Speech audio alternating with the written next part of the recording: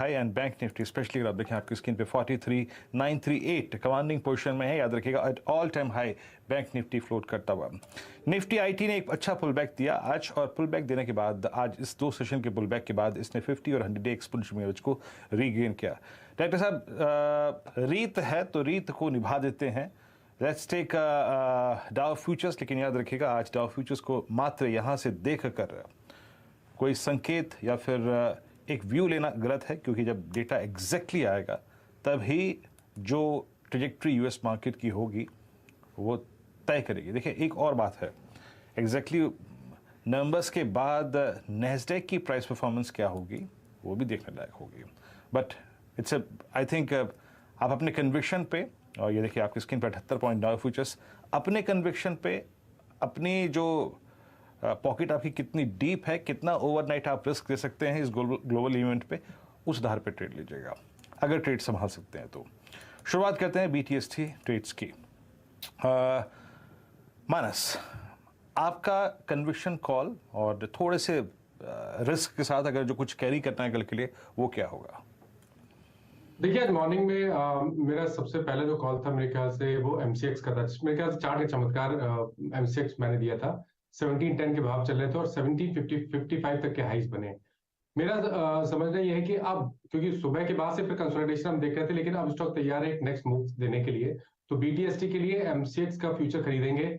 1640 का आपको stop loss रखना, तो 13 रुपए का रिस्क है, लेकिन ऊपर की तरफ 1685 तक के भाव आपको देखने को मिल सकते हैं। सुबह आई और दोपहर भी आई, और मानस जी का कन्विक्शन जो है वो M6 पर बदस्तूर कायम है। सुबह भी अगर आप देखें आपने आज M6 को शेयर किया था, और नो डाउट अबाउट दैट कि M6 का टेक्निकल सेटअप बेहद ही शानदार है, और इट्स 1645 स्ट्रॉन्ग कैंडल। और आई थिंक ये जो कैंडल थी आज की, ये पोस्ट आई थिंक 27 अक्टूबर इसकी सबसे स्ट्रॉन्गेस्ट कैंडल है, और आज की इस क्लोजिंग के साथ ये CY22 के मतलब कैलेंडर वर्ष 2022 के हाईएस्ट क्लस्टर पे जाके क्लोज होता हुआ। श्रीकांत जी, आपके कैरी करेंगे कल के लिए?